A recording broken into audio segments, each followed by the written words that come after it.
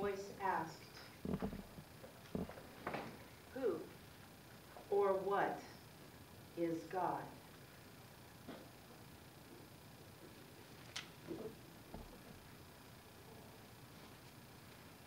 The pine trees sighed softly, "I am." Deep in the jungle of grass and weeds, a tiny ant paused and declared, "I am." From a million light years away, the burning answer of a star came, "I am." A turtle poked his head out of his shell and said, "I don't understand the question."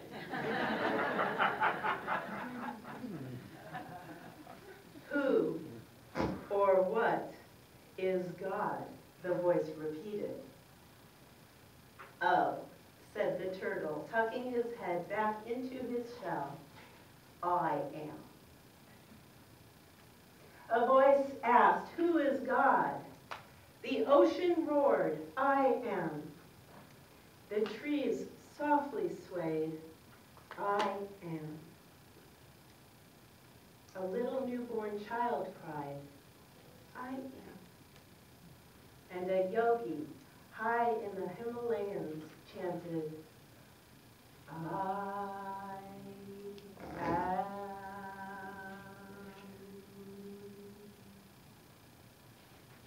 Then a voice said, "Will the real God please stand up?"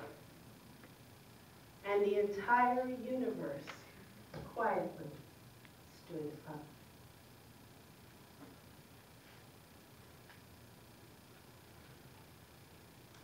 Today we have the pleasure of coming together to talk about giving peace a chance, how to hone your inner and outer light, especially during the holidays, where sometimes we think we should be bright, but we get dimmer. So we're going to talk about 3 steps that we can take to become a more radiant presence within our own bodies and in the world. So, I am. It is a purified mind and heart that is at peace. This is my family. These are my siblings when I was growing up. And I kind of like to, this is me, that one on the rooftop. I kind of like to think that when I was that age, I was already off in the distance looking for God. Although I might have been just looking at a squirrel in a tree, but that was my plan. And we would get together and at Hanukkah during the holidays, and we would go to the buffet that was right across from the dining table, and we'd set up a little menorah that looked just like this. It's the one I still have. People that went to my temple, as soon as you went to Sunday school, you got the very same exact menorah. So many people around the city have that menorah. If you're one of them, please raise your hand. And there are several in this room, we all have it. So we would all gather and we would light the Hanukkah lights, and we would remember the story of the Maccabees, and we'd sing Rock of Ages. But you know, it didn't, as a kid, it didn't really resonate, these people in those funky old costumes. So what we would do is we'd make a game out of it. And we would each pick a candle. And of course, as more and more nights went by, it got more exciting. And we'd bet on which one would win and get down to the bottom and burn out the fastest. And so that was one of the joys of Hanukkah for me. So in preparing for the service, I was trying to decide what would be special, what message could be special about Hanukkah this year. And I thought we could all play that game together and just wait and see who would win. But then I thought maybe we should bring in something a little more meat. And when I was thinking about the menorah, I realized in itself it's an amazing symbol. And I thought that this is what we'll talk about. What it is you see that in this menorah especially, there's 2 levels. There's the lights, which represent the 8 days, and then there's the shamash, which I mentioned earlier, which means servant or helper. And I think that's a great symbol for what our lives are, because there's two parts in us, essentially. We are spirit beings on this physical plane. And so the shamash represents our higher nature, and the divine, the I am within all of us, that is our true nature. It is eternal. It is our true beginning. It is of no end. And it's something that deep in the little voice within us, we know is who we really are. And it's that quiet voice that calls to us and asks us to do absurdly ridiculous things, that when we listen to that voice, we love it and we become fulfilled. And then the level below, with all of the candles, is the nature of earth, the living in the material realm, with all the people around us, with everything in this world, in this life that we see in front of us. One is the invisible realm, which we can only see with our spiritual eyes, which is faith. And the other is the material realm, which is everything that we see, we hear, and all those emotions. We got to the emotions, Frank, I promised. So, the 3 steps to bringing out our radiance. The first one is to step up. Step up. Many people here, if not all people at one time or another, have stepped up into their higher self. And it often takes a calling, something where you have to let go of a lot and step into faith, to step up into the true spirit being you're meant to be. Many people have already done that. But if you walk the spiritual journey, you know once you've done it once, there's another step you're going to have to take to step up. And then you have to do it all over again and do it all over again. So stepping up is the first place.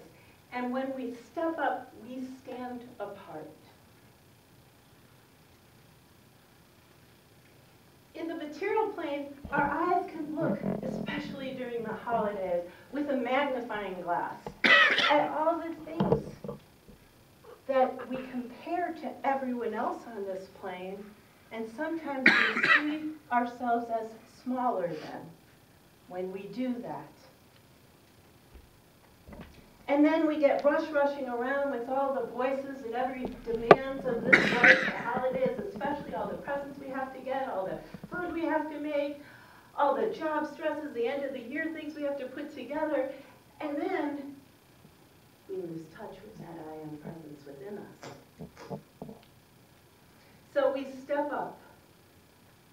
Ernest Holmes, who developed science of mind, said, "It has been said that we can know God only insofar as we can become God."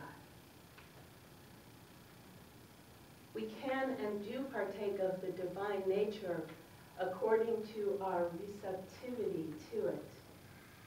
So when we step up, we're making ourselves an open receptacle to the divine. And the more that we come to know the divine, the more that we can be and enjoy our spirit presence in the earth plane. It's fun stuff we do. It's the I am presence. The second step that we do, once we've stepped up above the material plane, you know, it's not stepping up above into an ego, above everything. It's stepping up into your higher nature, the truth. It's very humble truth. But when you're there, what you seek for is God's view.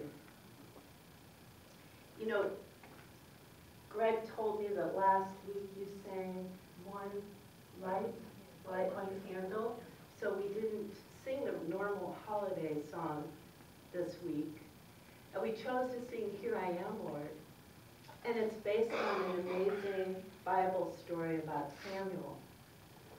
Samuel was a young man whose mother, because she was a barren woman that was able to give birth, she promised God that she would give her child to grow up as a minister in service to God.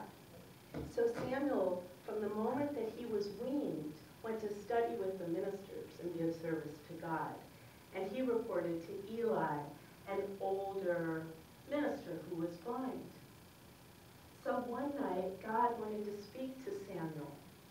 Now, years later, Samuel became one of the greatest prophets in the Bible. But this was the first time that God was going to speak to him. And so God said, Samuel. And Samuel woke up, and he thought it was Eli. So he went running to Eli, and he said, Eli, here I am. And Eli said, I didn't call you, go back to bed. So Samuel went back to bed, called in, tucked himself in, went back to sleep. And God said, Samuel. Once again, he jumped up, he went to Eli, he said, Eli, you did call me, here I am. And Eli said, go back to sleep, you silly kid, go lie down, I didn't call. So this time Samuel goes back to bed, tucks himself in, he goes to sleep, and the third time God says, Samuel. And this time Eli gets up and he goes to Eli and he said, here I am, you did call me. Well, Eli, being a minister, got a hint of what was going on. And he said to Samuel, son, I think it's God calling you. Next time he calls, sit up and say, here I am, Lord, I am listening. So Samuel went back to bed, he tucked himself in, and God said, Samuel. And Samuel rose and said, here I am, Lord, I am listening.